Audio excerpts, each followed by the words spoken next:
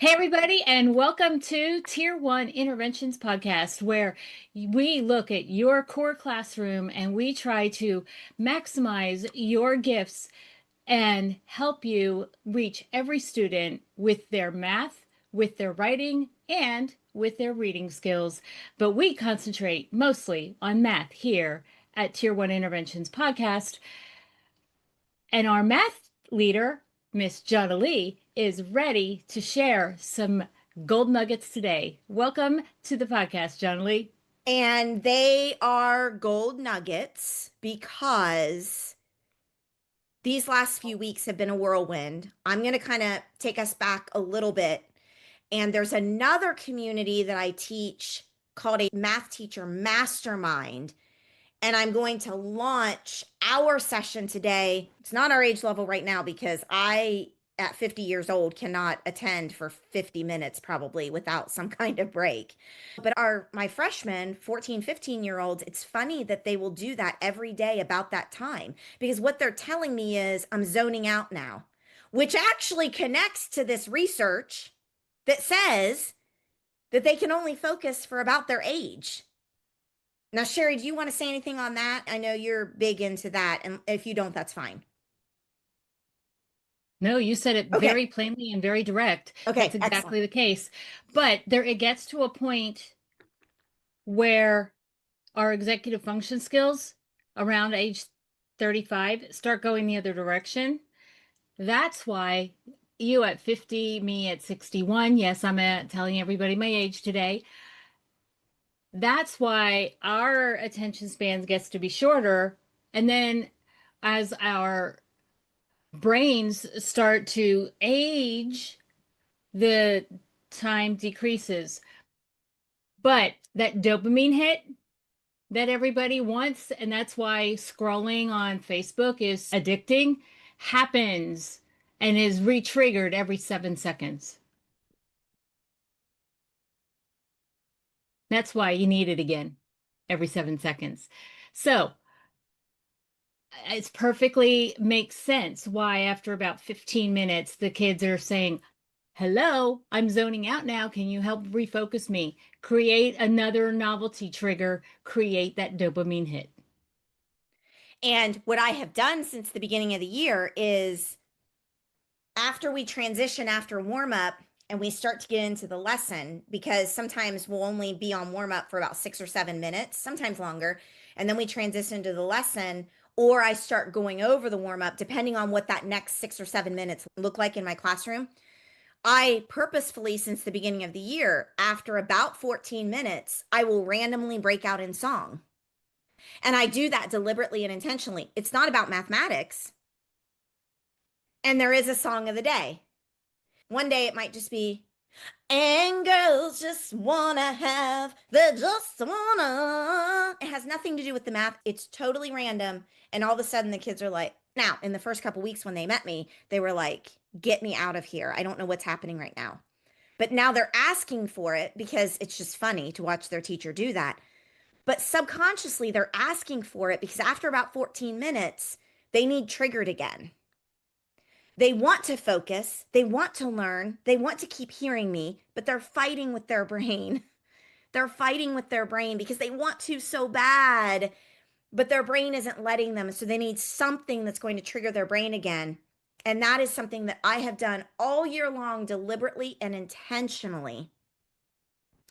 Now, it'll start really connecting to math. And I actually have a couple little math jingles. And a previous colleague of mine, I'm going to say her name because if she ever listens, she'll probably freak out. Her name is Julie Matheny. I taught with her my very first years of teaching. She started teaching before me, and then I was her eighth grade teaching partner. So her name is Julie Matheny, and she is an amazing person, first of all. And we haven't talked in years. I think I've liked a few things on Facebook with her and her with me, and but we literally in a dozen or more years we haven't connected. But she actually made up multiple math. This was her bread and butter. She's a math teacher and she made up math songs to lots of different concepts, and it was absolutely beautiful. Now, in my first years of teaching, I would not break out in song with my kids because I cared more about what people thought of me. When we're younger, we do. Now, I don't care what anybody thinks of me. And so she would then, well, back then it was on cassette tapes. So she would record on cassette tapes her doing the songs, and then I would play them in my room for my kids. So I didn't have to sing them. But I think I wanted to hold on to this music thing a little longer now that Cheri said that. And Cheri, you said music triggers before auditory and something. You said Visual. something, and I didn't get it We written always down. talk about the fact that there's three different learning styles: vision, auditory, and movement. But music and rhythm are going to trigger even before those. Okay. So I just put a new post in school. It says, "What math jingles do you use in your classroom?" So later on, after we're done, go ahead and let me know what jingles you use in your classroom. And there's actually one that I use, and I can't take credit for it. And since I'm talking and I'll have to find the link, but it's the 12 song. I've sang it to all of you before. And with my second graders in the last couple weeks, with my second graders, we've been skip counting by 12s. I do this with kinder and first grade also. And I do it this early in the year. We skip count by 12s. And teachers are like, I can't have you come in and skip count by 12s in my classroom. They don't even know how to like count by ones. And I'm like, yeah, but that's the point because math isn't sequential. See, we have to do a lot of out of context math. We have to do what cognitive science calls interleaving, some things that are out of context, out of the ordinary.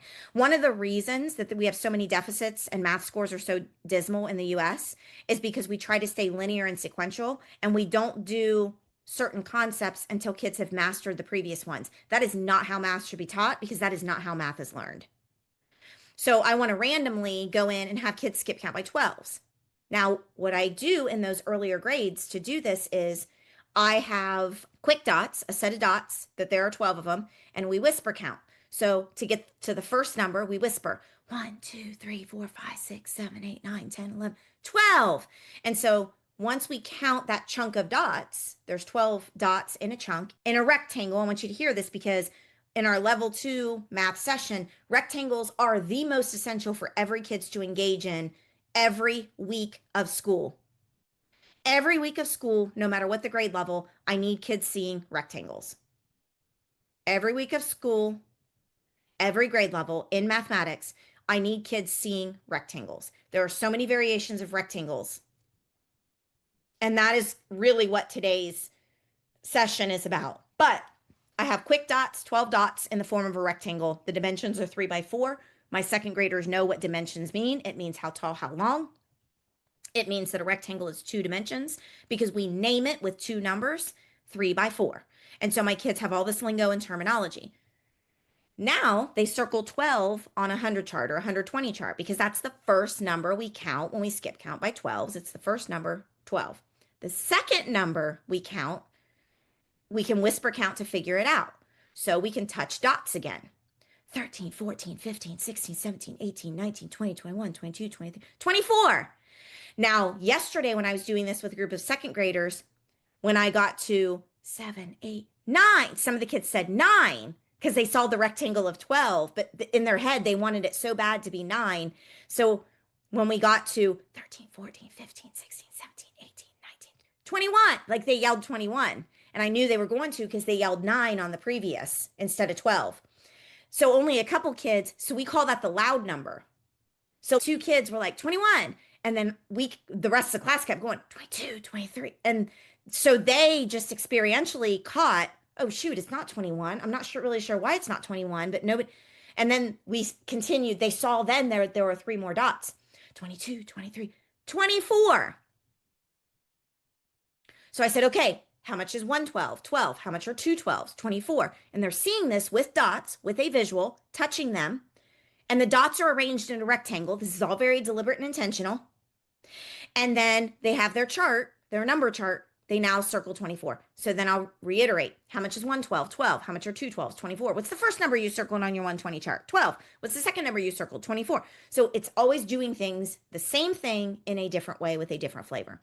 Now we whisper again from 24 to know the next number. And then I'll have kids predict. What do you think before we whisper? What do you think the next number is going to be? 25, 30, 27. They don't know. So then we whisper count. Okay. We just said 24 was our loud number. Let's whisper 25, 26, 27, 28, 29, 30, 31, 32, 33. Nope. 34, 35, 36. So how much are 3 12s? 36. What are you going to circle on your chart? 36. So it's very repetitive, but very visual. It's very tactile because they can touch dots. Very iterative. So huge thing I want kids to see and experience every week at every grade level in math is rectangles. The second thing I want them to see and experience, I'm going to say every week, but I really mean every day. Every week is iterations. Iterations. In the math standards, the very first year that the word iterate is in the standards, in the actual standards document, is grade 1. We do not have kids iterating enough. Those are in the content standards, it says iterate. Now, in the mathematical practices, the practice standards, there is a standard called repeated reasoning, which is very closely aligned to iterating. So I need kids to do this a lot. Now, you might be listening to this and thinking, that's great, Jonily, I'll do whatever you say, but I don't know what that means.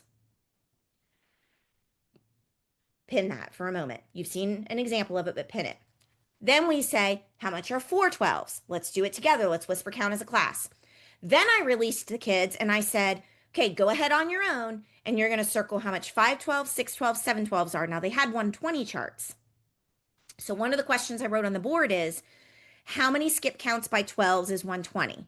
And then I wrote it a different way. How many 12s is 120? Because that was the last number on their chart. And then the next question I wrote on the board as they were working then on their own was, how much is 12 12s? You see how that jumped from a very linear, iterative process to very nonlinear, out of context. Cognitive science calls that interleaving. So I'm using science of learning for mathematics in those examples I just gave.